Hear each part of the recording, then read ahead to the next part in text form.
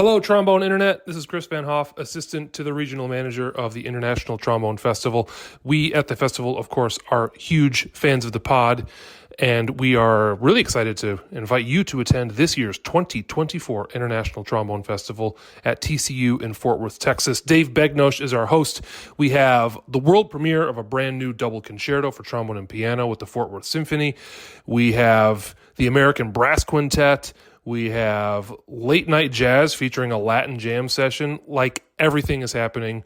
All the cast will be there. It's the best hang in the world, and we hope to see you there. You can register for the festival still online at www.internationaltrombonefestival.com, and it's happening the last week of May.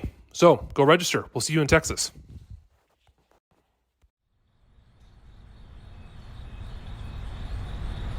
Welcome to the Trombone Retreat, a podcast of the Third Coast Trombone Retreat.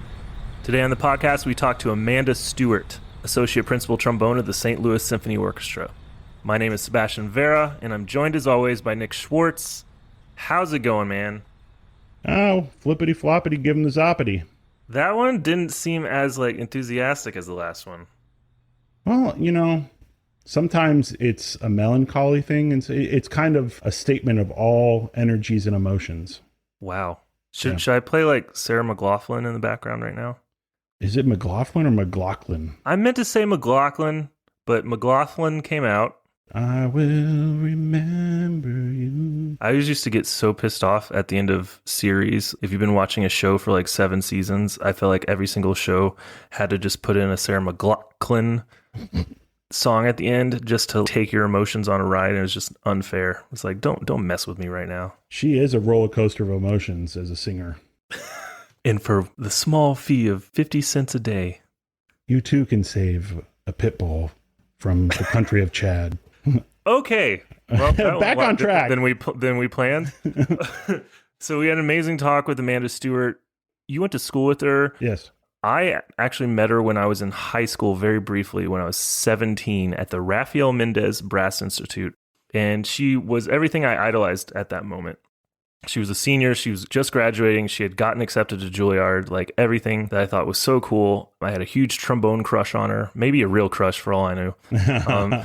And it was cool just talking to her again after all this time. And she was incredibly open and vulnerable with us. And we all just had a really special talk. Yeah. And one thing that I don't think I really went into because we were, letting Amanda tell her story, but Amanda, she's just such a beautiful player. I mean, really I always admired her. And it was so good because when she was in school, she was so focused and so determined that I didn't get to know her this way, but it was so awesome to hear her talk and be so open, like you said. It was just a fun time, and it's fun to see someone I hadn't seen in so long. Well, virtually see, you know what I mean? Amanda, of course, has played in the San Antonio Symphony, the New York Philharmonic, and now she is in the St. Louis Symphony. And we talked about a lot of interesting things. And if you haven't yet, please subscribe to the Trombone Retreat podcast on iTunes, Spotify, wherever you listen. It'll give you a nice little notification. Yeah, just slap that little like button and give it 5 stars. And it's as easy as John's your uncle, Becky's your aunt. All right. This episode is supported by Houghton Horns. Houghton Horns deals Shires, Bach, Yamaha, Courtois, and is the exclusive U.S. dealer for Tyne. They have a 15-day money-back guarantee with free shipping and free returns on new trombones and mouthpieces. Terms and conditions apply. Speaking of mouthpieces, they have plenty of Greg Black mouthpieces in stock. These are incredibly hard to find, as most of you know. Speaking of other things that are hard to find, they have vintage, rare, and consignment instruments. And special offer just for Trombone Retreat listeners. Enter the promo code RETREAT1020 at the online checkout to receive $300 off your purchase of a new trombone from HoughtonHorns.com. Well, I hope you enjoyed this episode with Amanda Stewart.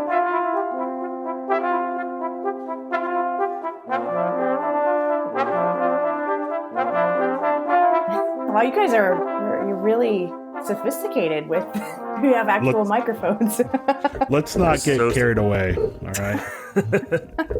Here I am with my, cheap little Apple thing. So how far have we come that you can have a good sounding mic hanging from your ear, Yeah, that's true. Yeah. That's a nice way of looking at it. Hi, I'm Sebastian. I haven't talked to you in a long time, so I don't know if you remember me. I do. It's but it feels like it's like the cobwebs in the back are disturbed by the memory. Where I remember Yeah. meeting you was Rafael Mendez Brass Institute. Oh, I was like, I think I was a sophomore or junior in high school, and you were just about to start at Juilliard, I think. yeah, that's right. This was like I think it was my 2000? summer before. Yeah, it was the summer before I started as a freshman. Oh man, I was Yeah. like, oh my God, she's going to Juilliard. And I like listened to you play the mock audition, and I was like, oh my gosh, I've never heard someone play William Tell like that. I was like mad when you didn't win. You were runner up to some like, it was like some guy that was like 27. And I was like, what are you talking about? Well, I haven't. If you hear a puppy, I have a puppy, and he's whining right now. Oh, So You should grab him, say hi. well, he's trying to get upstairs, but we have like the baby gate up, and so he's a little upset that he can't go upstairs and bother my nephews. So yeah, we got a little bit of a sitch going on here. But how you doing, Amanda? I haven't seen you in so long. I know. It's been like 10 I'm years. good. Yeah. Good. Yeah, it's been a long time. Yeah, the last time I saw Nick was in Ljubljana, of all places. Wow. I didn't Yeah, know how to say that at first either. I know. Neither did Even- I. I had to learn. I guess for listeners, my wife is a Slovenian citizen, and at the time she was a Fulbright scholar. It's kind of a weird story. So she had to go back to Slovenia and spend 3 years there. And so we did long distance between New York and Slovenia. And yeah, when you were in the Philharmonic, you were doing a tour and happened to be coming through Slovenia. I mean, that never happened. So yeah, we met up and had lunch, and that was kind of of all places in the world to meet, right? Yeah. Yeah. It was very cool. It was very Yeah. cool, though.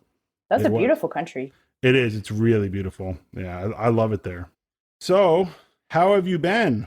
I mean, let's start with now because Yeah. kind of crazy time. Yeah, I've been well. I mean, I think as well as we all can be. I mean, I feel like our world has basically been turned upside down because of what we do. I mean, we're not doctors, so we're not still doing our thing. Look, I'm there. sorry. Yeah, my dog just gave me the picture. This is Kiki. Kiki. My dog was just barking, so I heard that. Yeah. I closed the door, is a- but she's a powerful bark. Oh. So I'm sorry, Amanda. You got interrupted by a cute puppy. So That's fine. I hope that happens all the time. right. No, I mean, I think I feel like all of us are kind of trying to figure out what to do with ourselves in many ways. I feel like it's been kind of a series of feeling depressed and feeling like, what do I do now? How can I make a difference? Should I just lay in my hammock? I don't know. So it's been a kind of a process of dealing with that. And for me, I had a little bit of something to do. I was on I am on the orchestra committee and the negotiating committee for the symphony. So it's kept me busy for sure. I've had a lot of hours dealing with that, but we've reached an agreement that will take us through January, basically. That's fantastic. So I have to, it's good, but that means I have to do it again probably in November. I feel you. I negotiated 3 contracts for the New York City Ballet, and it's a lot of work and generally thankless work. I hope at least right now people realize how above and beyond every orchestra committee has to work because of the situation right now. It's hard enough in normal times, and then you add this unprecedented situation. It's brutal. So And how's your orchestra adapting, like generally? Yeah, I think it's been a kind of a learning curve. You could describe it that way, perhaps. So we're just starting. My first thing this week with the symphony will be doing an outdoor brass quintet. They were able to borrow a portable stage from the county. We're actually in the city, but the county, it's kind of one large area. So the county has donated, I think, this portable stage to us. So we're going to try to utilize that with kind of small outdoor concerts. And it's been really challenging, I think, given not only we worry about the safety of the audience, and there are city restrictions in county and state, and, restrictions on how many people can fit into a space. But then, of course, just musician safety and how the science is constantly evolving because we're learning more and more about this novel coronavirus that we've never seen before in the human populace. So it's been challenging, I think, because I feel like I've read more science articles probably than I ever have read before. And it's actually really fascinating. But I feel like I had to really stretch my brain to try to make sure that my colleagues and myself are protected when we go back to work. And so, yeah, it's been a process to adapt. It seems like outdoor might be the the thing we'll do for the next several months while the weather is still okay. So yeah, we've all been trying to educate ourselves, I think, to various degrees, but yeah, it's pretty strange time. So you have a concert coming up. Congratulations. Yeah. That's amazing. Well, it's only going to be like 10 to 20 minutes. That's the guidelines that we have for this particular one. But then I think September 25th, we'll do another show of 30 to 40 minute length. So. Oh, that's good. Yeah, should be interesting. And then we're going to do some quartet stuff too. We just don't know. We're kind of waiting for management to program things, but we already have our program picked out, so we'll see. We're going to have to rehearse outside at some point. We haven't started rehearsing yet, so. Oh, cool. Yeah. Yeah, one of my best friends is Eric Finley. Oh yeah. What's his official title? It's not operations manager, but it's something like that. He's vice president of like artistic. I want to say of artistic relations or something like administration. That. Yeah, something like that. Yeah. So best friend, huh? I don't remember his exact title. I know that he's like, top of the heap for arts relations and development and scheduling and this sort of stuff. So I know he's kind of one of the people in the room making these decisions. He wears suits. He does. He does wear suits. So yeah, I've been hearing from him, and what I've liked about his approach is from the beginning, he was like, all these other orchestras were starting to shut down like for the whole year. This was back in like June, and he said, who knows if we're going to have to do that by mandate, but unless we have to, we're not going to do that. We're going to try to perform something, to make something of this. So I appreciated his and your management's willingness to do something, Right. Me too. Yeah, of course. Usually when they shut you down, they furlough you. So we're happy to do something. So has there been more of an ask for musicians to do things online for the orchestra? Yes, definitely. Yeah. Let's see. On the 23rd, I'm doing a lunch and learn. So it's like a Zoom session where it's actually about, I should probably look up the exact title of it. But basically, it's kind of like a gender diversity kind of concept of women in the workplace in St. Louis and the St. Louis Symphony, and just talking about it. So I'm not sure what to expect yet. I think it's just like a discussion. I don't have to prepare anything. I just have to show up. So hopefully you're like, okay. I know about that. Yeah. I'm at least a woman. So I'm like, well, check. So that's exciting. You have stuff on the books. I mean, Sebastian and I both teach, but besides that, at least for myself, I have nothing on the books for playing, Yeah, it's interesting how every organization is kind of handling this in a different way. And for some of the bigger organizations, it's definitely a little tougher in a way as far as the flexibility aspect and the accountability aspect. And you see some of these smaller organizations being a little more nimble or being a little more able to, I don't want to say bend the rules, but maybe they won't get as much pushback on certain things. But it's fascinating how I feel like in a way, sometimes this situation has really shown a lot of organizations' true colors in a lot of ways and how they value the musicians. And you see every group, some like barely even communicating, right? Like barely even communicating to the orchestra, some like furloughing, some like, okay, we're going to do this together and do a whole new thing. It's really fascinating when, kind of the veil is lifted a little bit. Yeah. So definitely. How long have you been there, Amanda? How long have you been in St. Louis? I've lost track at this point. This would be good question. Carry the 3. This would be my 7th season. I wanted to make sure because I wanted to say 6th, then I was like, no, that doesn't seem right. Yeah, so this would have been it is, I guess. We're still playing. It's just the beginning of a abnormal 7th season. Cool. We'll see. So why don't we back up a little bit into times where there wasn't the apocalypse happening? So you grew up. Was it Maryland? Did I read that? Yep, okay. That is correct. So you grew up, was it kind of close to West Virginia-ish? Yep. Because I saw you study with Keith Jackson a little bit. That's right, yeah. That's awesome.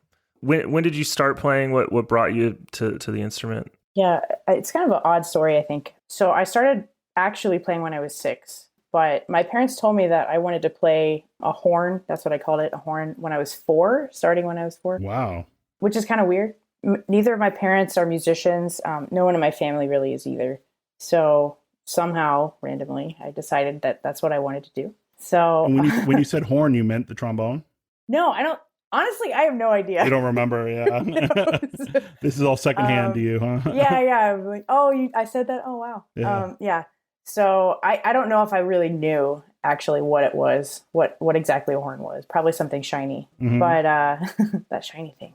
So I guess I kept asking, according to my parents, I kept asking them, can I play this? Can I play a horn? And they finally, when I was 6, they thought, well, she's been asking for a while now. Let's consult with the elementary school music teacher. And it's a small area, so there were only 2 elementary schools in the county in that part of Maryland. It's a very rural area. There's not a lot. It's like state parks and farms. That's things nice. like that. Yeah, it's very beautiful, actually, especially in the fall. It's really beautiful. So they called him and they told him what was happening. And he said, well, bring her over to my house. I'll show her a bunch of different instruments. I'll demonstrate, what they sound like. And then she can pick one. He had, like a flute, clarinet, trumpet, baritone, piano, violin, and trombone. And I picked the trombone, which is kind of crazy. And what was interesting, and he was a really wonderful person.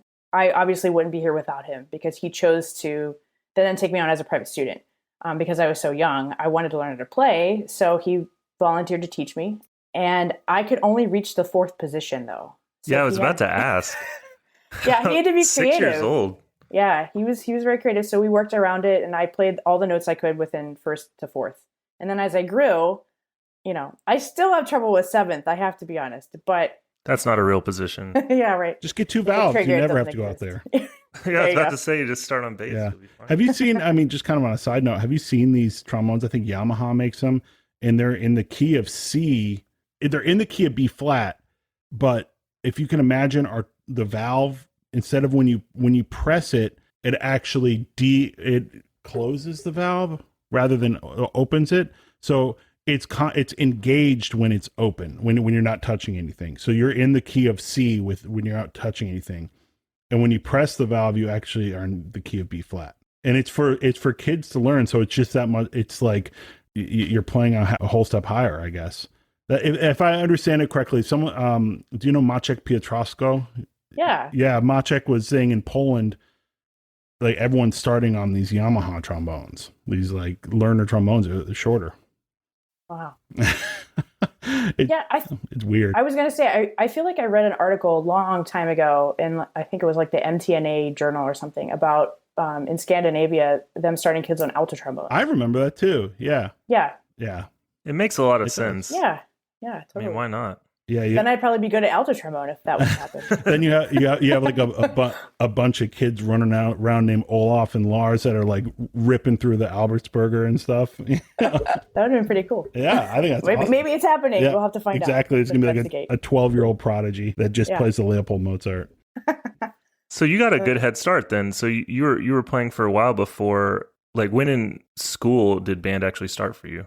Like So 10, 11? It would have started. So in the elementary school, he actually had a band that played in 5th grade. So when I got to, I want to say 2nd or 3rd grade, he started having me play in the 5th grade band. And so I just would do that. I hated it though, because it was during recess. So I had to give up my recess time, and that was not cool. Wow. Yeah. I didn't really like it until, I would say, because of the recess factor, I didn't love it until I got to middle school, when that was no longer, I could go to band and gym class was still available. All right. Yeah. Now, did you do marching band or any of that?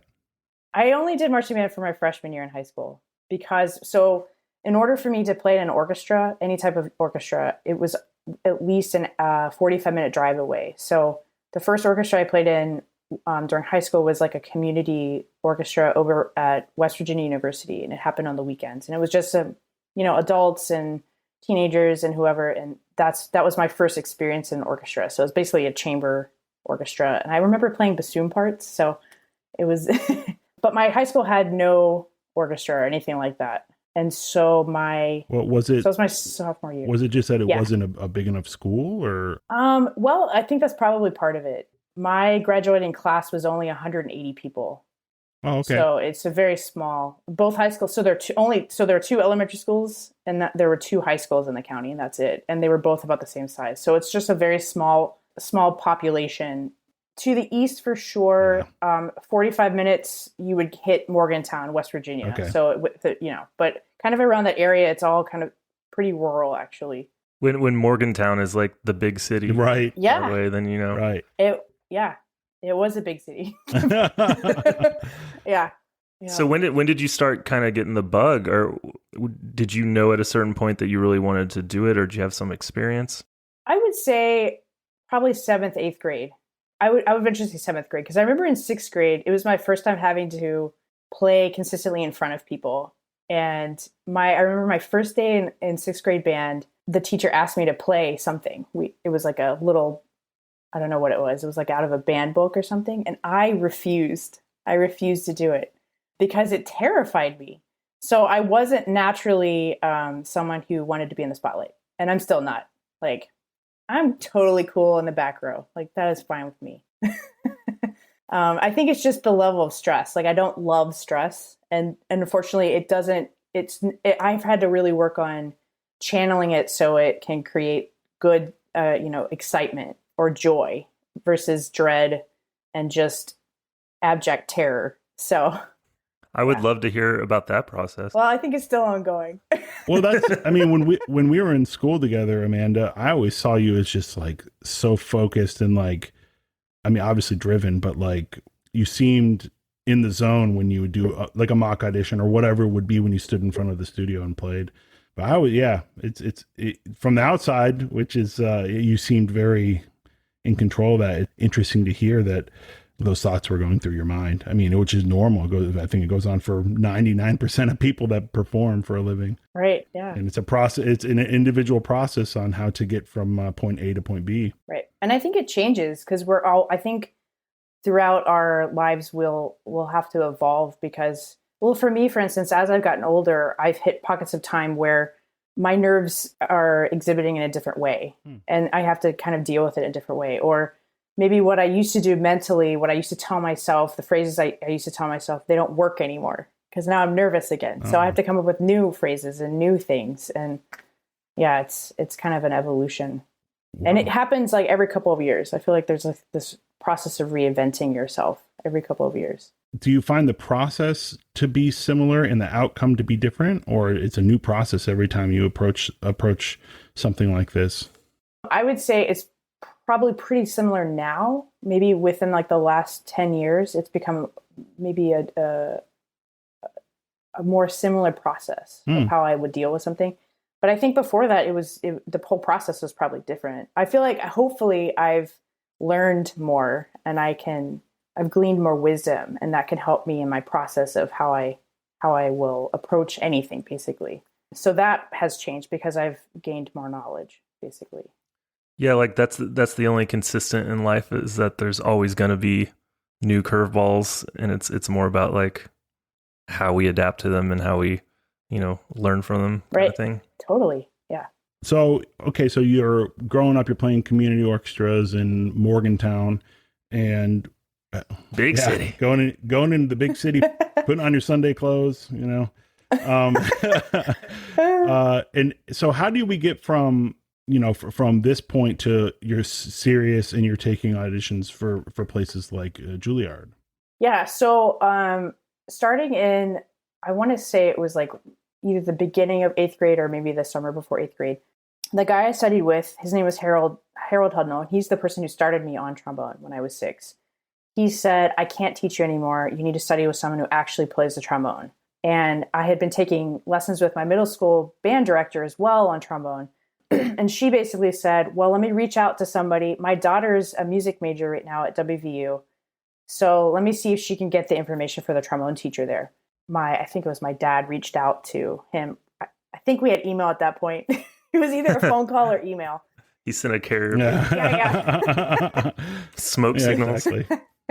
And he got back with us. And, it's funny because I didn't know this at the time, but apparently when he got the message, he was like, okay, I'll teach her one lesson and then I'll pass her off to my TA, because I was so young and he was busy. So I went over, had my first lesson. It ended up being like 2.5 hour lesson. And he had me play. I just remember he would like pull out books and be like, play this, do this, play the scale, do this.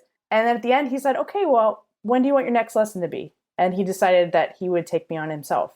So I was so fortunate. He is an amazing person. He went out of his way to make sure that I got as much experience as possible. So outside of my lessons, he invited me to play in the trombone choir at WVU. So I was playing with all college kids. Wow. And I mean, basically starting my freshman year, he had me doing stuff like that. He had I think it was a trombone quintet.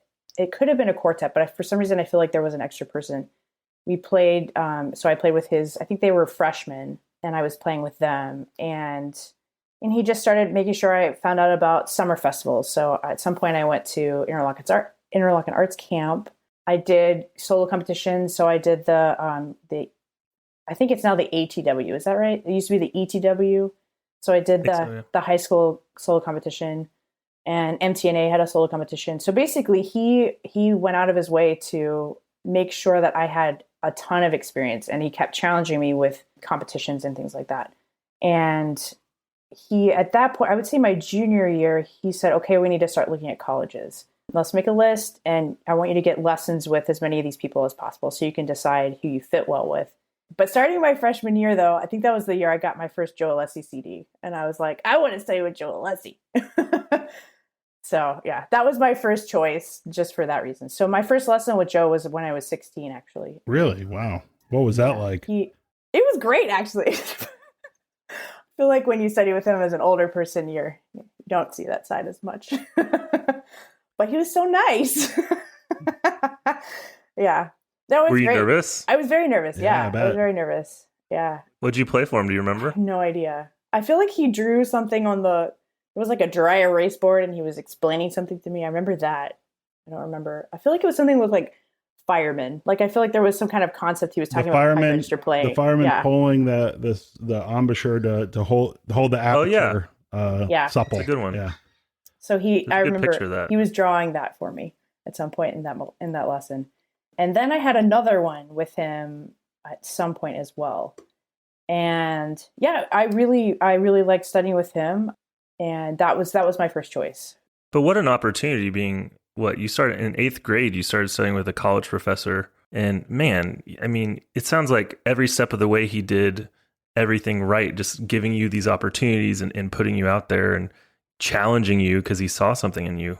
Right. That's amazing. Yeah. You stay in touch with him at all? Yeah. He just wrote on my Facebook wall. Yeah, I actually need to. I probably need to stay in better, touch with one. That's my fault. He's now the dean over there, so he's got his hands a busy full. guy. Yeah. I have a story. Actually, when I started the trombone, my first trombone teacher was professor at University of Texas, El Paso, and my band director in 6th grade was saying, you should go get lessons with this guy. I think you have some talent. And so we pack up the car to go for my first lesson. And we're like maybe 5 minutes out of the garage. And I say to my mom, I'm like, I think I forgot my trombone in the garage. No, you didn't. You put it in the car. We're running late. We don't have time for this. And Mom, I swear, I think I left it in the garage. And it was like on the other side of El Paso from where we live. And we get to the university. And of course, my trombone's not in the car. And solid first impression. So my mom's like, well, why didn't you tell me? And I said, I tried. And you basically told me to shut up. And so we had to go into the lesson without a trombone and explain to this professor who was, again, like kind of hesitant to take me on and explain why I didn't have a trombone. Oh, no. So, I mean, so we're going to talk about breathing. Yeah. Luckily, my second impression was a decent enough one that he took me on for the rest of the year. But oh, man. Yeah, that's a good story. So you decide that you want to go into music. You apply to a bunch of schools and you get into Juilliard. Was this in your mind? Were you like, I'm going to get into Juilliard come hell or high water? Or were you like, oh, I hope I get in somewhere good? Where were you with your own confidence about your playing? How surprised were you when you got into Juilliard? I just for a second, I want to test my random high school memory. For some reason, in my head, weren't you considering NEC also at that time? Yes. So, see, Nick, I remember things. That is insane. Sebastian doesn't remember freaking anything. And he remembers where your backup school was. like that. That's impressive. Oh, I was so obsessed with like getting into school at that age and just thinking about possibilities that was just the most interesting. So you're just picking everyone's brain at that point. I think I studied college websites more than I actually practiced my junior and senior year, which probably isn't the best route. Not recommendable. No. That's awesome. Sorry, Amanda. No, that's great. So Keith had me audition at WVU because he called that my backup school, and he said he wished that weren't the case, but he felt like I needed to go somewhere else. So I think that kind of took some pressure off me because I knew no matter what I could go to school there. So the schools I auditioned at were Juilliard, NEC, CCM, and CIM, and I didn't know. I mean, I feel like I didn't know what was going to happen. I wanted to go to any of them. My top choice was Juilliard. So I didn't think that I was like a shoo-in. Like I honestly, I feel like I had no concept basically of what was out there. I had gone to Allstate, and I kind of had a sense of that. But in regards to the entire country, or basically it's the world. I mean, it's an international school. I didn't know where I was going to stack up in that whole process. So unfortunately for me, my last audition was Juilliard. So I had all of that prep getting up to that point. So, and was Joe encouraging you to audition from your lessons? Yeah, he said he wanted me to audition. So that was good. That's probably nice to hear. Yeah. But to me, I wasn't like, oh yeah, I got it. It was, I'm in. Yeah, that never crossed my mind. I just didn't think that way. So I always felt more like an underdog. And I think it came from feeling like I'm from nowhere, basically. And I don't have any fancy music background. I didn't go to Juilliard pre-college. I didn't, grow up next to the Baltimore Symphony, so it was like, I think the first time I heard Pittsburgh Symphony, I heard them in elementary school. We went up to hear the Messiah, but then we got in this really terrible car accident on the way home because it was a 2.5 hour drive in the winter. So that was my first symphony concert. Oh man. Somehow I still liked it. I don't know. Well, at least it happened afterwards, so that's true. You can enjoy it in the moment because you don't know what's about to come. Right. That's right. So that underdog mentality, I would imagine that kind of fueled your work ethic. I think so. I mean, honestly, Nick, when I was at Juilliard, I felt like my first year, maybe 2 years there, I felt like, what am I doing here? It really is. That's interesting for me to hear because I was trying to think before we got together today how many years that we overlapped, because I think you're 1 year ahead of me, but you also left for a year, which we'll get to, right? You're going back and forth, or no? I almost left for a year. That's what it was. So I almost left after my junior year, and then San Antonio went bankrupt, so then I went back. But I never left. It would just happen randomly in the summer where they went bankrupt. And then I just went back to school. Oh, that's right. And it's like, oh yeah, Amanda's back in, like, how do I put this in the best possible way? It's too bad that you were back because of you know, you should have been off playing in San Antonio, which you went on to do anyway. But we'll get there. But yeah, so I mean, my viewpoint, and I think a lot of our colleagues' viewpoint at Juilliard was just like you were driven and just out there to kick butt. I have a couple stories I'm going to tell about you. You're probably not going to remember them. I'll tell the first one now, and I'll pepper the other one in later. But I remember after trombone choir one day, you came up to me and you go, "Can I ask you a question?" And I said, "Sure." And you said, "I'm really having trouble popping out a pedal D." And so already I was just like, "Why do you need to do that playing tenor trombone?" And I said, "Okay, well, let's hear it." And you play this pedal D that was like. It was the best pedal D in the studio, including the bass trombones. And I was just like, okay, what do you want different about that? And you said, well, it feels like I have to shift a lot. I can't remember exactly what it was you didn't want to do, but I just remember being like, well, okay, I that's how that goes. Do you remember that at all? That's funny. I don't remember asking you that, but my guess is I was confused about the shift, like, because I figured out to shift, but I think I was like, is that supposed to happen? Am I supposed to do that? Is this the only way I can get this note to come out? Yeah. And I think at that point, I don't think I had really figured out how to do it myself efficiently. At least I could do it, but it was really like weirdness going on. So I was looking at your face being like, how are you doing it? Yeah. Oh my gosh, that's funny. Yeah. And another one was, I remember once you teaching me your method on how to clean out your slide. I don't remember why, but I liked watching you do it. I thought, I was like, wow, she looks like she has a really good method. And I always feel like I can clean mine like a little bit more thoroughly. So I went up to you and I said, hey, can you show me how you like wrap your cleaning rod with like cheesecloth and all that? And you're like, oh yeah, sure, I do it this way. And so you taught me a better way on how to clean my slide. It's a 40-step process. Exactly. Yeah. Did I use Pledge? Was I using Pledge then? 'Cause I went Yes. through a whole Pledge Oh, that was stage. Me too. I went Yeah. through it because of you.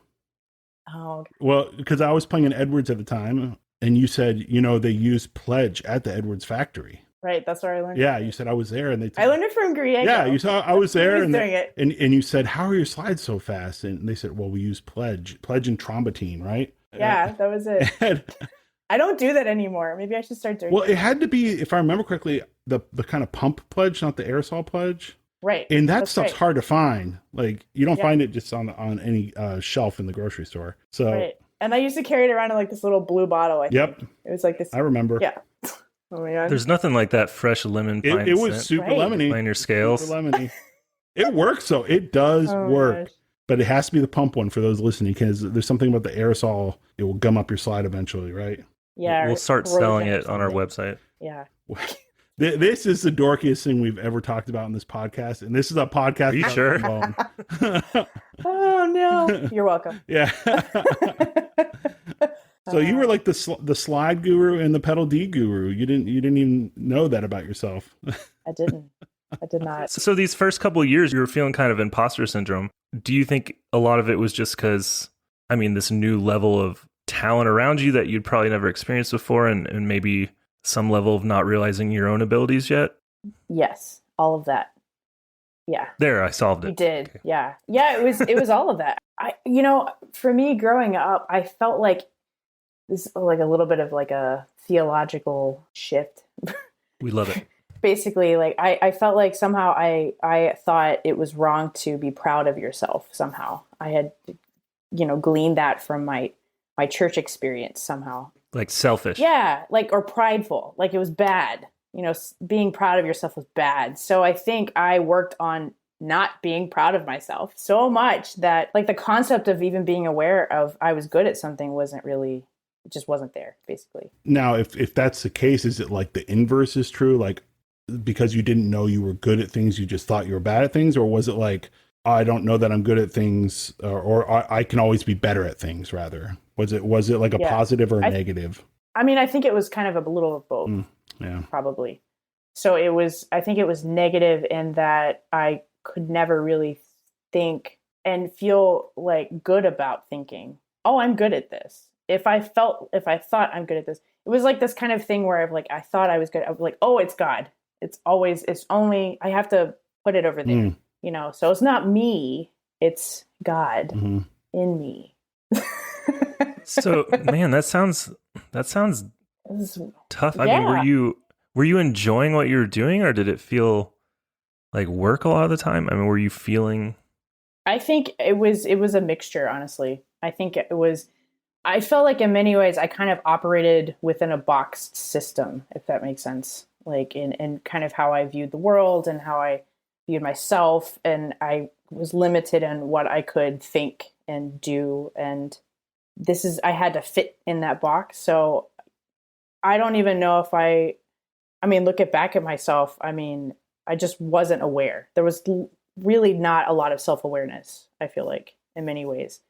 So kind of to take it back to that place, you could say, oh, it was positive in that I did have this element of I have to get better. So it was like a layered thing. It was kind of like an onion, basically. So on one side, I didn't want to ever feel like, oh, I'm so good at this, like have an ego. Like that was like the antithesis of what I wanted. But yet at the same time, I'm like, I have to be as good as I can be because I want to win a job. That was like, I need to win a job. So I have to be the best I can be. And also I wanted to not be like, you could say like the weakest link at school. Like I felt, so when I got there, I thought, oh my gosh, these people are amazing. Like I remember my first mock audition we did in low brass class. Somehow I ended up doing well.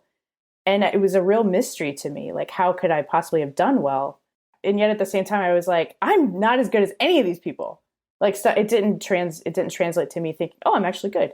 And also being kind of in a school where you have kids there was a guy, I think my senior year, he was 12 and was supposed to be the next Mozart. Oh, yeah. It was Jay Greenberg. I think Jay Greenberg. Yeah, he wrote Yeah. a piece for the ballet a couple years back.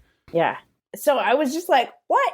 And there were people in my freshman class who ended up leaving Juilliard and going to Harvard and MIT. And I was just like, what? Yeah, it's I don't have perfect pitch. I don't even know what half these chords are. I'm just learning what these chords are called.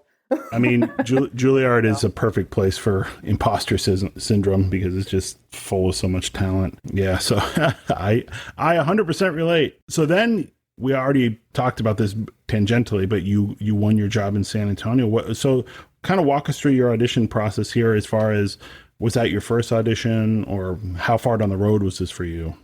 That was my second audition. Wow. And it happened with the same year, I think. They had the Grand Park Symphony audition, second trombone audition was my very first audition. And then like a month later was the San Antonio audition. And I remember I almost didn't take the San Antonio audition because I had just started like a little bit of an embouchure change. And I feel like I just figured it out like a few weeks before the audition. To get those pedal Ds. Maybe. Yeah. And I can't take any auditions until I would love it if your warm up for all these auditions was like just ripping pedal Ds, like 3 pedal Ds on stage. And then the committee's like, oh, the candidate, candidate 27 was just astounding. But the pedal Ds, what was that about? Have that be like your calling card. Yeah, that's really funny. Yeah, so I took it, and I remember I advanced out of the prelims into the semis, and I remember it was the night before the finals. I remember I was practicing in this like hotel conference room or whatever, and I was looking down. I had picked a hotel that was close, I believe, to the hall. So I was kind of looking down on the street where it was, and I literally thought, I'm not ready for this. I'm a junior. I should not be playing in an orchestra yet. Like, what do I know? Right. Nothing. That's what I thought. All the great mental things to do before. Exactly. Yeah. And then that audition I actually didn't win. Nate Sagans won that one, and then I was named his runner-up. So they gave me Nate's job, he was the second trombone player. Oh, okay. And then when they went bankrupt, he went to the Navy band, and so he never came back.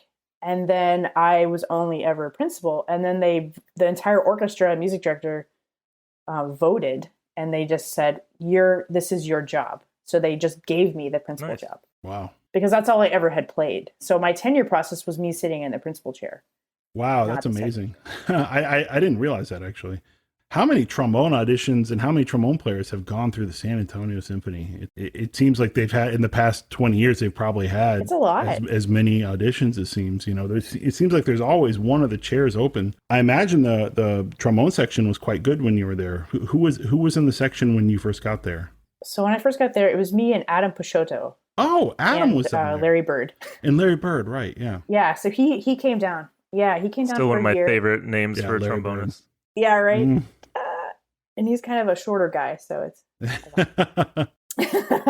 And then the year after that, I think it was Jeremy Moeller. He came down and did a year on second. Then Mark Davidson. Mm-hmm. And then I left briefly. And then while I was gone, it was Vanessa Frolic and Fralick. Never say her name right. That's terrible. And Tony Wise. Right. They were both down there. And Louis Bremer. I came back. Mark came back.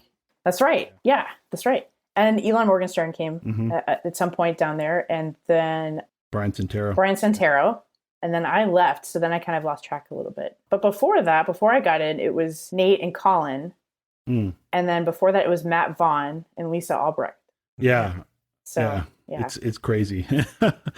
It seems like just a period of time. And Buffalo was that way a little bit too at some point, where there's just so many people came through the section, and now it's been a firm section for a little bit. So you were there when they went bankrupt one of the times? The audition, what I want to say, it was in April of my junior year, and they didn't officially go bankrupt, I feel like, until like the end of May or June. So I was still in school technically when they so I had called Juilliard. I said, I'm not coming back at the end of school, which is like May. I'm not coming back. I'm going to San Antonio. And then, a few weeks later, actually, just kidding, I need to come back to school. Yeah. So it's an early education, I guess you could say, in the reality of the music business. Right. I mean, you're like, I want a job, and now it's gone. Oh man, that's brutal. Yeah, the highest of highs, and then So then that kind of works out as far as the silver lining. You came back and you finished up your school. which I'm glad. I'm grateful to have a degree, Yeah. Even though it's just a music degree, it's still a degree. It is a degree, absolutely. You've obviously had a lot of audition success. I think you've pointed out a couple things that kind of surround the work process you have, and also just the dedication you have to practice. But what do you think overall was the biggest key to your success? I mean, not because there's plenty of. Let me qualify. The right mouthpiece. Yeah, trombone and pledge. The pledge. Yes. Yeah, that's right. So what I mean is, like, there's plenty of trombone players who are awesome, but they don't have audition success. And you're one of those players that's excellent and has audition success, which I think is rarer than people realize because audition skills are a completely different skill set in a lot of ways than playing the job. So kind of let us into your mind a little, because you've won, 3 auditions? Yeah. Yeah. That's 3 more than most people win. Yeah.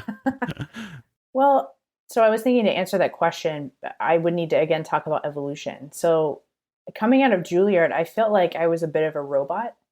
So it just kind of felt natural. Like all that time we spent practicing, and learning from Joe and absorbing everything we could, like little sponges, around each other, and listening to other people play, and, picking up great habits from you about your melodies, and, it all kind of, I felt like it was almost like osmosis. Like we worked really hard, but there was an element of, you were constantly surrounded by this extraordinary talent, and, hearing the Philharmonic play and hearing Joe play in lessons and all of that.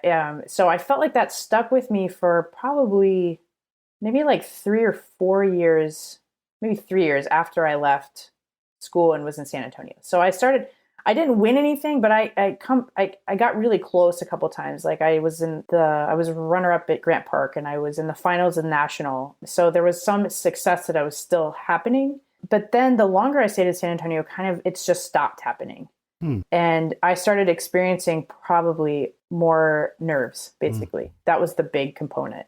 And I didn't really know how to handle that. And I also felt like my preparation wasn't really that great either, because I felt it was like I was coasting on fumes, and then they disappeared, basically. So I had to kind of rethink the process. So basically for me, New York was going to be my last audition for a while, because I was completely burned out, because I had taken, I don't know, like 20 at that point or so. And I wasn't getting out of the prelims, basically. And that was the frustrating part. So I had done well, and then, made it finalists, and then nothing for like 2 years, basically. So I thought, I'm just going to throw the kitchen sink, everything I could think of at this audition.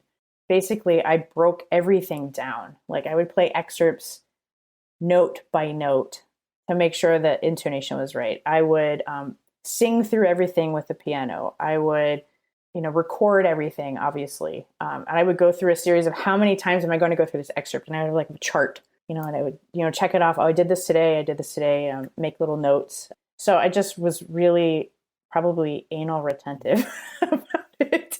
Yeah. And I was like, this is going to be it for a while. So let's do it. Right. And also I will say then, starting the year before that, the audition I took right before that was the second trombone spot for Pittsburgh. And that was the first audition I ever took for Panalol. Before that, I'd never touched this stuff. But unfortunately, my nerves had got to the place where I just wasn't able to do what I knew I could do when I got on stage, because it was like I'd have the racing heart, the racing thoughts, the racing clammy hands, all the races. Yeah, clammy hands, shaking. Sure. So I couldn't, all the fight or flight stuff. Yeah. So I never really, for some reason, I had not experienced that in that manner before. I had nerves of a different sort before that, like the diarrhea kind, or like the insomnia, but not the like on the day of like my knees won't stop shaking and whatever, So at Juilliard it was like diarrhea. Like I do love that should that be on the fact. crest. I do of love Juilliard. that fact. Juilliard diarrhea. But the fact that like fight or flight, the reason that we literally, some people will pee or poop their pants, is so you could be lighter, so you can evade danger more quickly, which I found I'm fascinating. so glad I know that now. Like, I feel, Oh, you didn't know that? very evolved. Yeah. Well, apparently it's You're very normal. you and Kyle Covington, because that's how he handled it in college too. Oh yeah, Really? he's He's gonna my- love you saying I that. could say so much worse about Kyle. We lived together for 3 years. I know you could. He's lucky. That's all. Oh I've my gosh. Oh man. Well, so I mean, Yeah. it's funny about going into propranolol or beta blockers.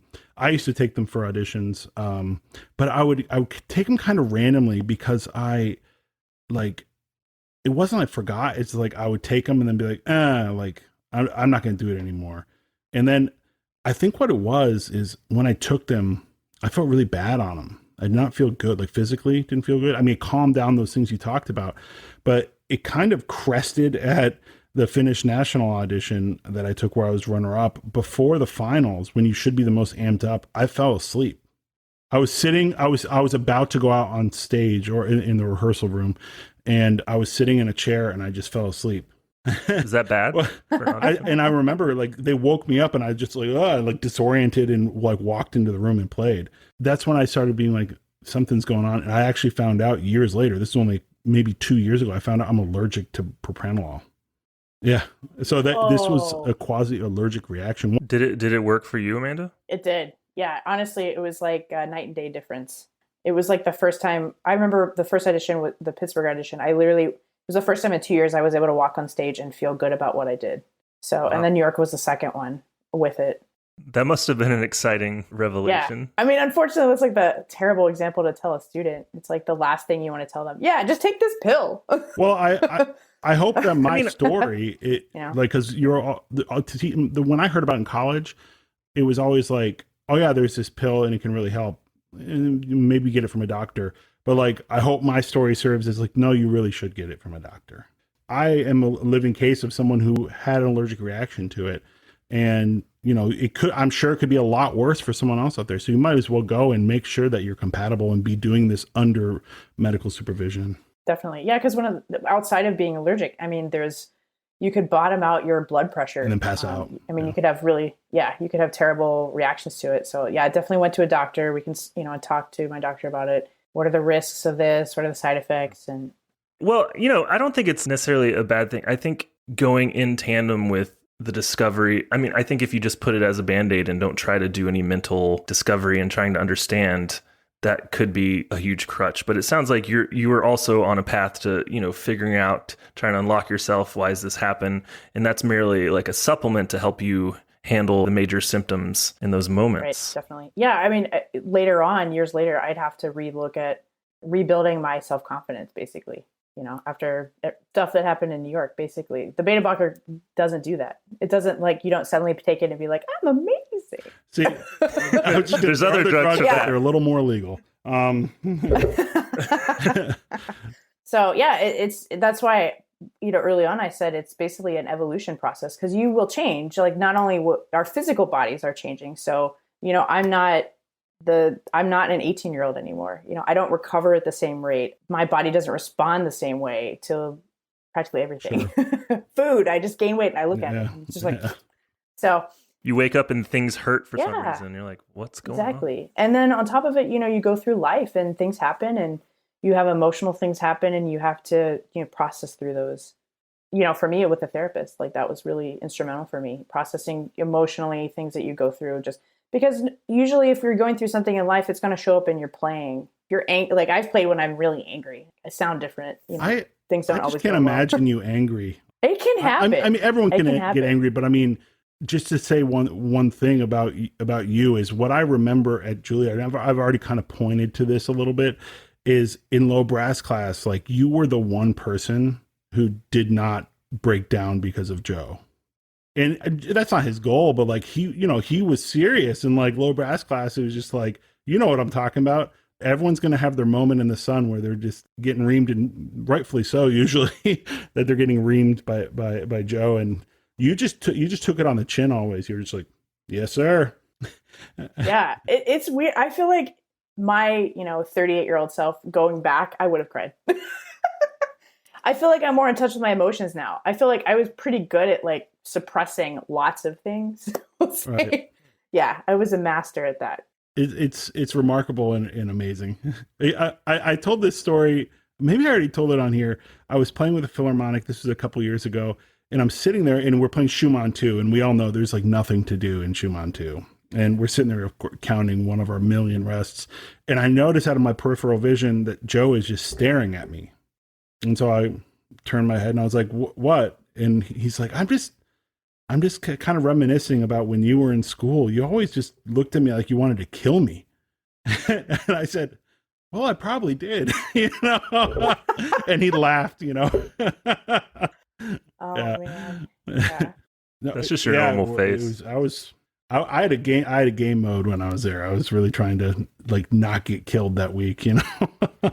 I think I was all of our goals just to survive trombone choir and low brass class. Yeah. Well, I think that's a perfect transition then to talking about starting working at the Philharmonic, and we can go through the audition process and everything, but like now being a colleague with this person that was such a force in your life and a teacher. I mean, how did it feel? Like, did it feel like a colleague? Did it always kind of feel like this is still my teacher? What was that experience like? I mean, I think unfortunately it was probably always a little bit of this is my mentor. I mean, it's kind of hard not to view it that way because outside of, even though I studied with him, when I first heard that CD as a freshman in high school, I was like, my God, this guy, you know, he's amazing. He sounds amazing. So I think almost no matter who, especially if you're younger, no matter who would sit in that chair, there's probably some element of like, this guy he's kind of like a god in some, it feels that way, well, you know, because of his playing. I was going to say, it's not just any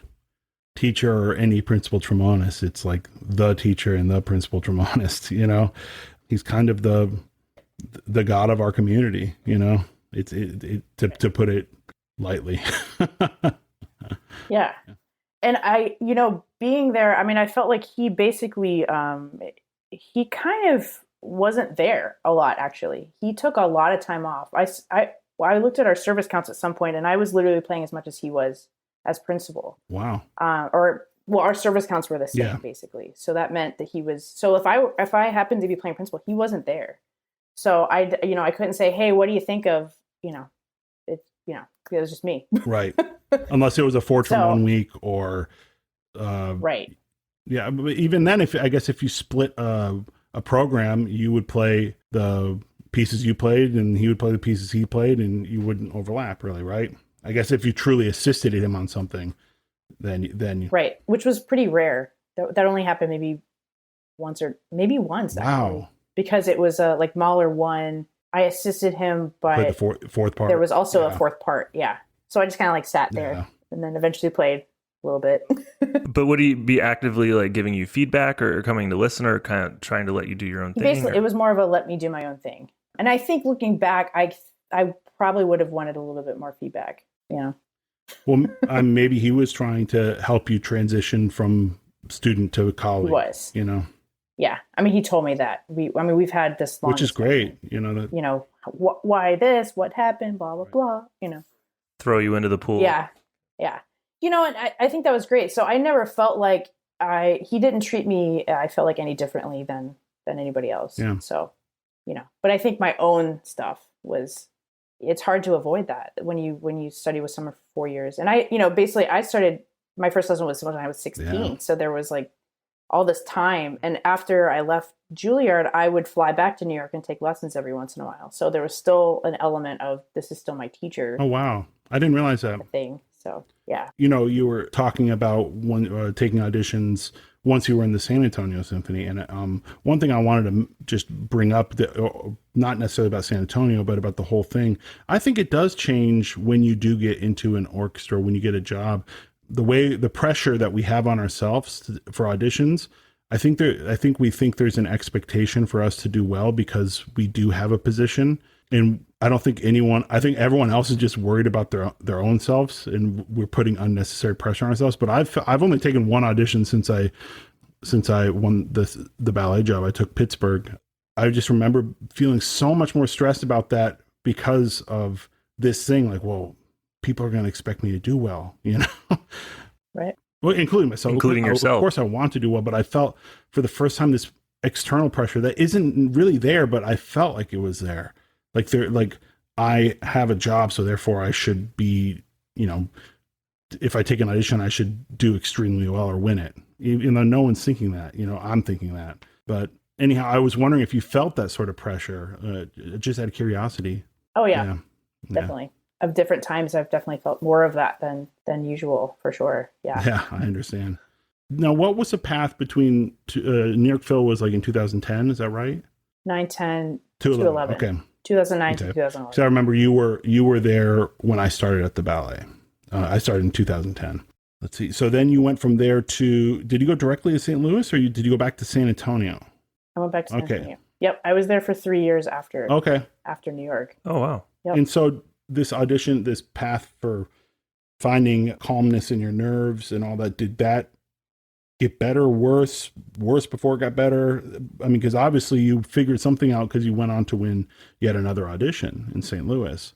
No, I mean, you're right. I mean, I feel like, you know, after New York, it was kind of what you're describing. Like, I'm supposed to do well, you know, I have to do well. It wasn't my own it was like all of it. What are people thinking? So it was really in my head. So I had to spend a lot of extra time thinking about my mental approach to auditions. So I started, and I wasn't really into the whole, like, you know, tell yourself things. Positive affirmations. Yeah. Yes, was not into that. And then I decided that I needed to do that. So I had cue cards before, but the first audition I took after New York was Washington Oscar Opera that Doug won. And I made it to the semis. And that also showed, I learned a lot at that audition, actually. So, but that was the audition where I had the cue cards, and it helped big time because I had a lot more negative talk than I had ever probably in my life. So I was looking through my cue cards, and I got to the semis, and actually it's funny because, speaking of low register stuff, I've spent most of my career playing principal. And so my low register is not as good as it once was. And so at that audition, I got to the Mahler 5 excerpt, and my shift. Yes. And my shift from playing in New York, because basically all I did there, pretty much all I did there was play principal. It had shifted a little bit. So my E was kind of in that place where, like, if I wanted to play really loud, I had two embouchures to choose, like two little, differences to choose from, but I hadn't really solidified which one. And it was at that audition where it just wouldn't come out the way I needed it to. It was a work in progress. I was just, yeah. And they gave me like 3 times. They were like, "Can you do it again?" Yeah. I would like try it. I'm like, no. I know that feeling from both sides, and I know you do too. When you are either, you know, they hear something from you because they're giving you time and time again, and being on the other side on the committee and being like, "Come on, we love you, but just show us you can do this." Yeah. And it was funny because the proctor was sitting there and he walked me off and he said, "You're definitely going to advance." And I said, "No, I will not be advancing," because they gave me a chance and I said I couldn't do it. Yeah. So, and I didn't advance. I was like, it's clear to me. I know how the system works.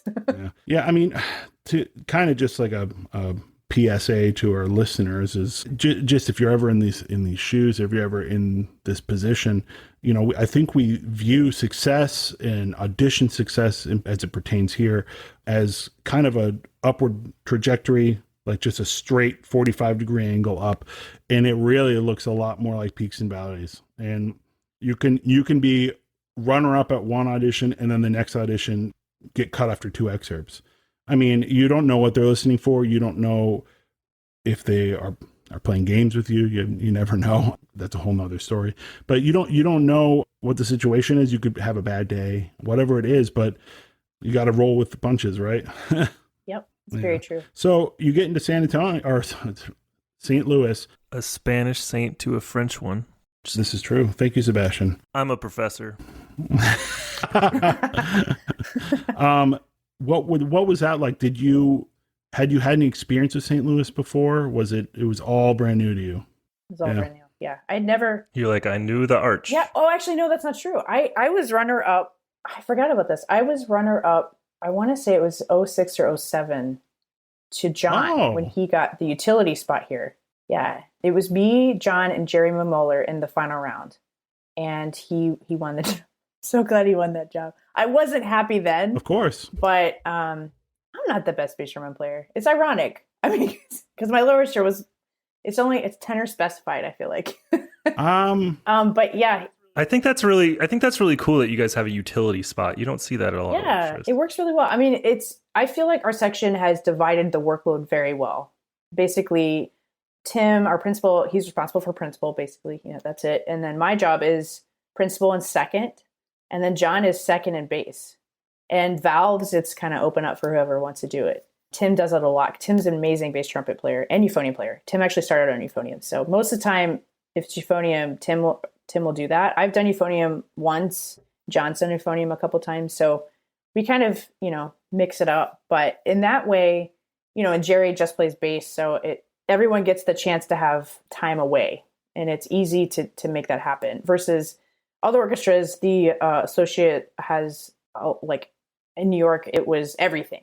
It was like, you're also the punk, So it was, that's a lot. I mean, that's a really tough spot. And Tim, he was in that position a long time ago before he won the principal spot in St. Louis. And I think through that experience, he realized, let's reconsider how we make this section function. I've heard nothing but good things about the vibe in St. Louis in the orchestra, about the quality of the orchestra, about basically everything about it, that it sounds like a really wonderful place to work, and that you have a beautiful hall. I know that. Oh, yeah. Yeah, I think it's probably one of the friendliest orchestras I've played. That's great. Honestly. Yeah. I remember because I didn't really know. I mean, I had some recordings of St. Louis.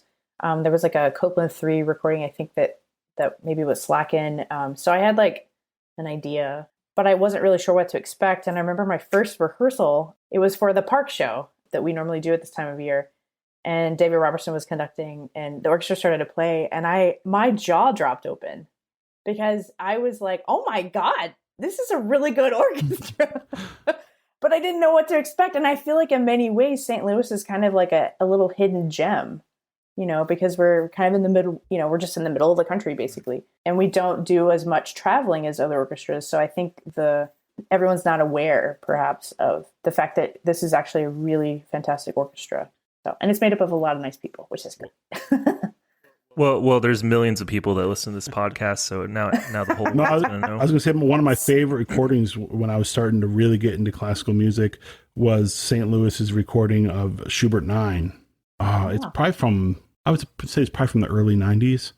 Really good. Oh my God, it's really good. Can I ask, because we were talking about these different periods in our life and new things happen and it affects us. And of course, if we're good artists and we're emotionally available to our art, they're going to have a direct impact on our art. And of course, you can channel that into being a positive thing. But you said you were still, were adjusting from leaving the Phil and regaining confidence in some ways, you were saying. And for the St. Louis audition, were you still kind of battling some of these things, or did you have kind of a breakthrough before that gave you a little clarity? Yeah. So after New York, I basically went into counseling for like 5 years because of other things in life. But, that was a certain component for sure. So I definitely became a healthier person after that. Much more self-aware.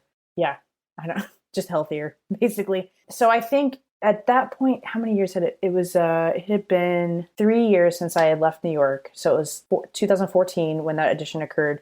No, wait, that's not right. It was 2013. It was 2 years afterwards. It was weird because they had the audition, but they already had it filled on a 1 year. So I couldn't start until the next year, basically. So I felt like I had done a lot of work. Basically what I would do is I would sit and I would envision what it would look like when I got to the audition experience. And I would write down, or I would think, okay, what are all these feelings? What are these feelings that I'm having? And it could be, what if so-and-so is there? I don't want to see so-and-so. And then so I'd have to like take that thought and then I'd have to play it out basically. Okay, well, if I have this thought, what am I going to do with it? Let me be prepared. Or, what if I have the thought of, what am I going to do if I suddenly feel like, today's not my day. My lips aren't working, but what am I going to do with that? Or what am I going to do with, I can't do this or whatever. So it was like kind of like thinking through what are all of the negative things that could detract from this experience for me. Let me think about all of them and come up with like a plan, or at least come to a place in the moment. So sometimes I wouldn't necessarily write them down, but I would like sit and feel them and think them and then come up with a way of bringing myself to peace about it. wow. But basically for me, it was really envisioning all of these things and kind of having practiced that, what I would feel like and how I would accept it, and, bring myself to a kind of an inner calm or inner peace about whatever it was that was trying to rattle me, basically.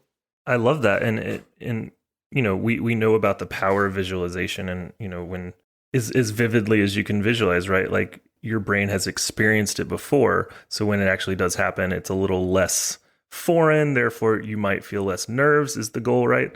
That's really cool. And I mean, it's good for people to hear that it's not just all physical, with the trombone and how talented you are and all the success you've had. There's still things that will get in the way and find ways in there, especially when it's in your subconscious. And sometimes you don't even know what's causing it. And it's like you can either try to block it out or face it. And it sounds like you faced it, which takes a lot of bravery. Well, I think that so often, I mean, you're correct in that, there's an element to what we do in the practice room. We're trying to get better at our craft. We're trying to master all of the techniques and the skill sets that we need to be the best trombone player, and hopefully also the best musician. But when it comes to actually performing, like, it's a different experience, and especially depending on what type of performance you're going to be doing, because each type of performance has its own set of challenges, and that can make or break your experience, basically, your ability to present what you have practiced. And there's an element of, outside of just the mental component, the physical component of actually playing as well. So there's really, you can take it a step-by-step process of how to face a performance. It begins in the practice room where you're learning the music and developing the skill set, but then it's the process of actually trying to act out that performance. Like you're taking it's almost like going from you're taking your car in the shop, you lift the hood and you're, tinkering with everything.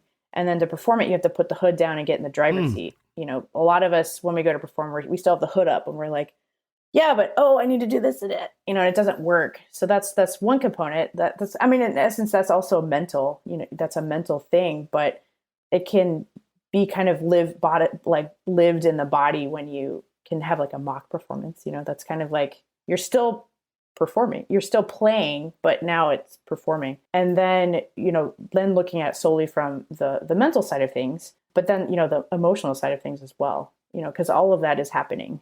It makes a huge difference. Like I was thinking about someone like Serena Williams, who has like these little little notebooks that you see them read sometimes during the middle of a match.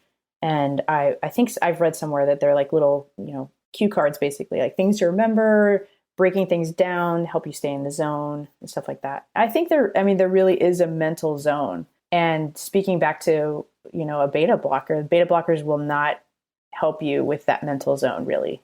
It's more of just a physical thing that they can help with. But if your mind is still going 100 miles an hour and all these different ways and everything is negative, and that's what you're going to do. You're going to do where your mind is taking you. You're going to exhibit that somehow. Well, I love that car analogy. I'm going to steal that, Amanda. Yeah. I've said that before, Nick, but I guess you never Wait, were you talking, Sebastian? I like your banter. Oh, this is pretty calm for us. There's one thing I always ask I'm not sure how much teaching you do or any of that, but regardless of teaching, what do you think is the most important thing for young musicians who play the trombone to do? What is the most important facet? And that they probably don't do enough of? That's the second part of the question. Gosh, that's a tough one. I feel like it's hard for me to boil things down sometimes to like a singular concept. Lemon pledge. Pledge. I think something I wish I would have learned sooner would be the concept of understanding how your body is relating to your playing, basically. So, and that's probably like at Juilliard we had Alexander technique, and I wish I had someone here in town. Maybe I should look into that. Seeing if I could get some lessons again, or body mapping. Tim is actually doing that in Myers, so he's someone people could reach out to. But like understanding how this affects what I'm doing, and how this, if I relax it, and I focus more on the air, and probably even the mental aspect, like all of it, like mental aspect, body aspect, becoming in touch with your body, I'll stick there, can help you become a better player. I know. I know Sebastian and I are on board with you with that, because one thing we watch because we run the trombone retreat together every summer. We've watched each other teach quite extensively, and one thing that we both touch upon a lot is relaxed playing in posture. And something I also realized later on, like, oh, when I stand tall and take a deep breath, wow, I sound a lot better. Just boiling down what you said to its simplest element. But we both talk about, we'll get students who come in who sound great, but let's say their batting average is 700 on a passage, and it's like, if you stay still a little bit more and stand tall, maybe you can get up to batting average of 800. That sort of stuff. It's extraneous movement, extraneous tension, that sort of stuff. I like that answer. You're full of wisdom. Who would have thunk, huh? Well, I've got some gray hair. Yeah, I me too. Mine is showing in my beard first. Mm-hmm. Yeah, same. I don't know how I feel about it. I have mixed feelings. Actually, it's weird the way it's growing in for me. It's like kind of like, it's still brown right here. So it's like framing my face. I still look young, but soon, it's everyone can see it behind me. That's the problem. Like, I don't know how old I look. They know how old I look. Yeah, which one's worse? Maybe it's better that way. Can I ask, in the vein of Nick's repeating question, I thought of a good question to ask, because we have a lot of, and this will be the last because I don't want to hold you forever, but it's been so great talking to you. We have a lot of, not just students listen, but professionals and amateurs and people of all ages listening. And you've been working for a long time now. So it's not about just winning the job anymore. It's about, I imagine, making art, doing things that are fulfilling, being happy. What advice or mindsets would you give to people just as far as just appreciating the work, and especially in a time like now? I would say for me, my lived experiences, there's an ebb and flow to that. I think there's sometimes where I get burnt out, basically, whether it's overworked or it's just repetition. And there can be some element of just, you wanting to disengage to some extent. And so usually for me, it's, I've sat down and done some journaling, basically, like figure out, well, why am I feeling this way? And what can I do about it? I think so often it's trying to recognize the burnout before you get to the full on burnout. That's part of it. And that could be basically, maybe you need to take a day off this week. Maybe you need to go to the zoo. I don't know, go to the botanical gardens, go to watch a movie, do something that takes you away from the stress just long enough for you to kind of take a deep breath and then reapproach it again. So that could be one thing I think I've definitely utilized. During the pandemic, it's been hard. It really has been. I think I was nearing a place of burnout and I didn't realize it. So when the pandemic hit, I thought, I'm just going to take my normal 2 weeks off, because I usually take at least 2 weeks off every summer, because I feel like mentally I need it. And I think physically I need it as well. And it kind of turned into more like a month or a month and a half, and I kind of like playing a little bit, and then I'd be like, I'll just sit and read for a couple of days in the hammock. And actually one of my students, I feel like we helped each other out a little bit. Like, he opened up to me that he was struggling with practicing, and I was like, well, me too. No kidding.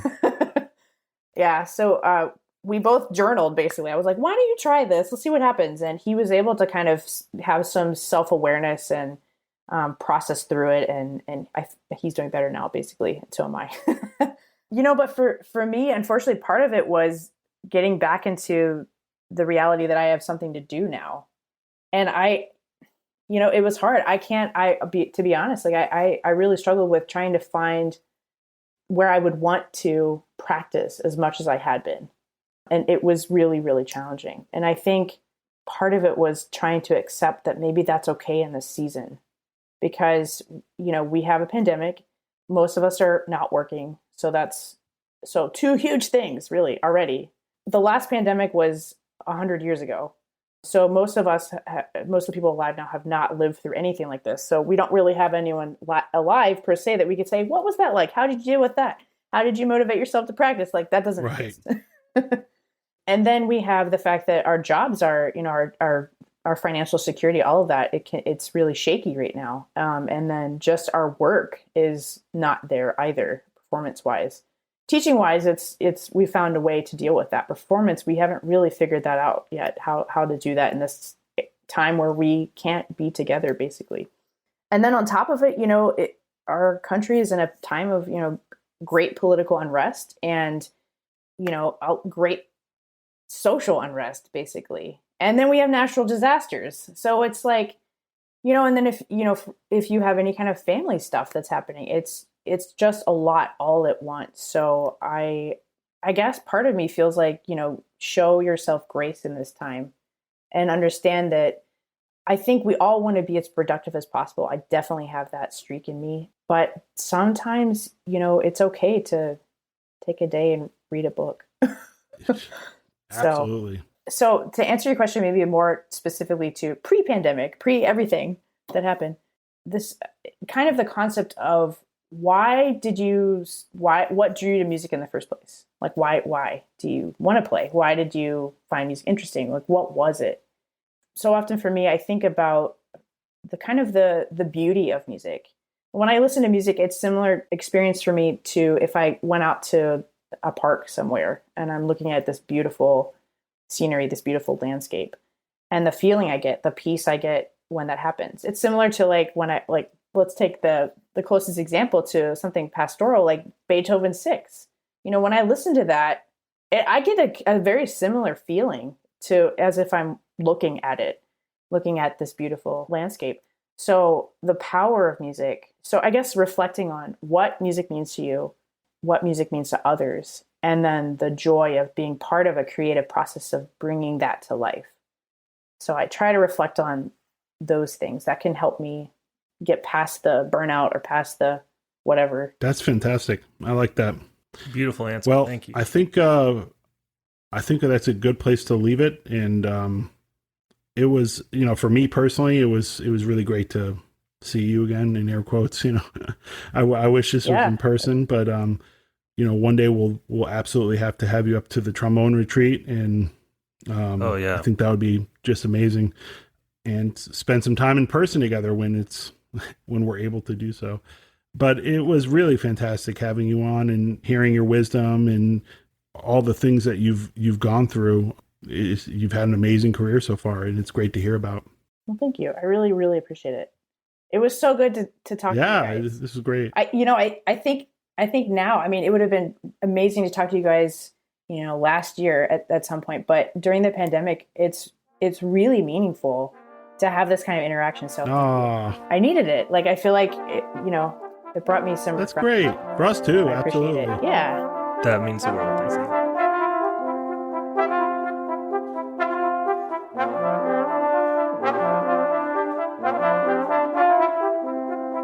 Wow, that was a great talk with Amanda, and it was so good to catch up with her a little bit after all these years.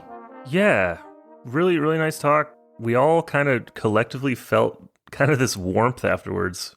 Everything going on right now, it's kind of heavy, and it was just nice really talking about everything we were feeling, and she was just so open with us. It was really refreshing. Yeah, she has like a very calm energy, which I really appreciate. I've always appreciated that about her. She's calm and warm and just a really great person, very thoughtful. Balances you out. Yeah, just the opposite of me. Yeah, so, like you said, I really appreciate her openness. She's just really easy to talk to. And she's been through a lot in her, I don't want to say short career, but not long career, mid-length career so far. And she's played in 3 different orchestras. Those orchestras each had their problems, and she had problems within them and all sorts of things. But she always found a way to get through it and rise to the top. It just made me think of something that my teacher said to me when I got my job in the ballet. He wrote me and said, "I always knew you were going to make it because you're like cream, and cream always rises to the top." Wow. That just I'll never forget that. And that's kind of, I guess, Amanda is the same way. I've known her since 2002 when I was a freshman, and I think she was a sophomore.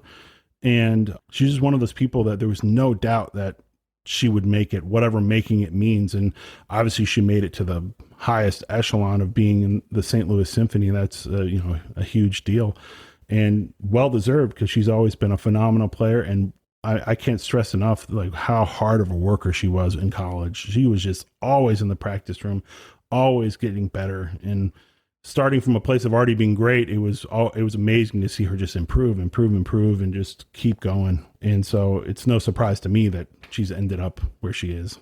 Yeah, it's fascinating watching that balance of, it's too often people think that successful people were always successful or never battled anything. And I think successful people to me are ones that fail well and have a good mindset about when things don't work out, and they rebound quickly and they attack weaknesses. They don't take things personally. But at the same time, she kind of used this, you could say insecurities in some way about her playing or her place, or you call it imposter syndrome at times, to fuel her effort. She never stopped working, because that was just within her to, no matter what, you work as hard as you can, and, good things would happen for her. But, you never know. You see these people that are just doing well, and you never know what their inner struggles are. Yeah, it's like you talked about, like, doesn't let things get to you, well, about someone who's successful. And when it came to her, I mean, it's beneath the surface, it seems like it was the opposite. What was happening to her dealings with performance anxiety and imposter syndrome and things like this. Again, I would have never guessed, and I say this throughout the podcast, or hint at it or say it directly, that when we were in school, I just always looked at her as this like total rock of security, and like not necessarily self-assured, but really just, I know what I'm doing in this world, and at least I know what I'm doing is I'm putting in the work. And that's what it seemed like. She was just putting the nose to the grindstone every day and making it happen. But underneath that, it turns out it was a complete opposite. I mean, I think this is a lesson for us all to realize that you never know what's going on in people's lives, number one. And don't assume just because they're outwardly confident, that doesn't mean that they're inwardly confident. And it was really amazing to hear Amanda's dealings with performance anxiety over the years, starting at her Juilliard years all the way through her audition at the St. Louis Symphony and beyond. I think that's something that we can all identify with. I think everyone's experienced at least some level of performance anxiety at some point in their careers. If you care about what you're doing, you probably experienced it on some level. And I like that, going back to something you were just saying about, even if you were feeling these insecurities or lack of confidence, if you channel that into the work, that's the first step in building that confidence. And so with performance anxiety, and that's why we talk about it, I like saying performance psychology. That's why we talk about it every year at the retreat. But I think we both have a lot of thoughts on this. And from the start, I think one thing is, in general, in a college, performance majors, you don't have to perform that much if you really think about it. Which I think, to put it lightly, I think is really stupid. I mean, this is honestly one of the reasons we started the retreat, is not that we give so many performance opportunity. I mean, we do get a number within a week, performance opportunities for people at the retreat, but it's to talk about, hey, your life within college is not normal in so many ways. Number one, if you're going to be a performer for a living, you're not going to be performing once a month. You're going to be performing most days a week, or playing in ensembles also. And you just don't get enough of that opportunity in college. So sorry to butt in there, Sebastian, but I feel very passionate about how silly it is that we're performance majors and we don't get to perform really in college. It's a shame. I mean, how many schools do you see where you can be a performance major, get a degree in performance, and the only requirement be one recital, like senior year? One recital, and you might play like 3 or 4 concerts a year. And it's just like, I mean, 3 or 4 like orchestral concerts. Of course, you're probably going to have like brass quintet, other things, but still, it's just not training for the real world. Right. And as far as just, I think a lot of people beat themselves up when they like, I just get so nervous when I get on stage and all these things. And they think that that's something they can never get over. But the quantity of times they've actually put themselves in that situation, where I believe is what you need to go through to build that confidence and understand how you feel and how to manage everything happening that feels different when you're on stage. You just got to do it more often. 1,000%. Yeah. You should be, having to play, one of the things I'm most grateful for is undergrad having to play in trombone class every single week for my freshman year in front of all the grad students and in front of everyone else, excerpts, and everyone has to comment, or solos and everyone has to comment. And after a while, you kind of get desensitized to it and all these things that are taking your focus when you're performing, because, there's a lot of stimulus happening. You're aware of your energy's heightened. You have all these fight or flight reflexes where, your eyes see at a higher frame rate and the blood rushes to your legs and everything feels different. And so you're going to notice so much in your environment. You're going to be distracted more. And the more you get to do it, the more you can center and know what actually does help you, what doesn't help you to focus on, and noticing within yourself the assumptions you're making about what people are thinking about you. There's an infinite amount of things. You just need to do it.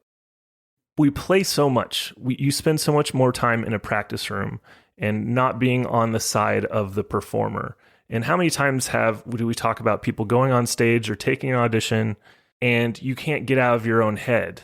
You don't know how to shut off that dialogue that's always judging what you're doing and trying to correct it, which is what you want in the practice room, but not what you want when you're performing. That's the time to turn that off and be on that more powerful side of your brain where you can just go for it and feel things and hear what you want to sound like.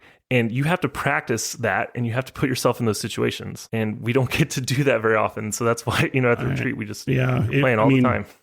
To be clear, Sebastian and I are doing it very often. Well, normally, not right now, obviously, because there's no performances really. But when we talk about we're talking about the college level. Like, people studying music performance don't really get to perform very much, which is like a creative writing major not getting to write very much. It's kind of silly.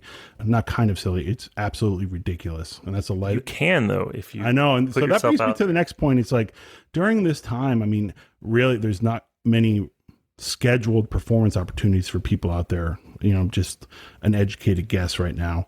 And so why not put on an online Zoom recital, or like a trio concert with your friends in a park, and you just set up an iPhone and stream it. It's like, just to give you the idea of like, okay, I got one take to get this right because it's live, and get used to that feeling. It's a simulated experience at this moment because it's online, it's different. But I've done this, and I can tell you it does kind of scratch that same itch as performing live in person. Not exactly, but as close as we can get without doing it. So why not? Why not? If you're a student out there, schedule something, push yourself to do it. Don't just do your required assignments. Because as I've said before, the required amount, and as Sebastian has stated before, the required amount of performance to get through a performance degree just isn't enough. It's not. So you can also reach a bigger audience that way too. Yes, you can. But circling back to the performance anxiety part of it, one thing that I really enjoyed that Amanda had to say about it was that she was constantly having to reinvent how she dealt with the anxiety. Like, as she got older, as her life became more complicated, not complicated, complex is a better word, I would say. And your emotions change, your body changes. Why would your mind be that of a person who's 19, 20 years old when you're in your 30s? Of course it's going to change. So she's adapted new techniques to help her deal with the performance anxiety, deal with the stress of the job. And something that worked for her 5, 10, 15 years ago might not work anymore. So having that self-awareness of what's working and what's not working is really important. And rather than just willing it to go away, you have to work on that part of your performance as well, if this is something you struggle with. And to some degree, I would venture to say everyone struggles with this, depending on, some people more than others, but everyone at some point deals with some sort of performance anxiety. And anxiety in general. And, right. And for people that haven't experienced some level of it, but for the people that have, they know that it's not just a switch you can flick off. It's not like rub some dirt on it. It's so deeply ingrained into your subconscious for whatever reason. If you have a good enough therapist, if you find out the root cause, that's amazing. But sometimes it's really buried underneath something in some life experience from a young age, for all you know. So being able to adapt in those situations when you're feeling these things is a skill. Absolutely. And learning how to deal with it, learning how to manage it. And like you said, she's aware of herself enough that she knows she changes over time and evolves over time, so that anxiety may manifest in different ways. And that's, that's what life is, I guess. Yeah. Just figuring out how to do it. And I think if you have anyone in your life, if you yourself are experiencing it, but if you have anyone in your life, especially if you're a teacher and students, don't just have that, old school mentality of like, stop complaining. It's not that simple.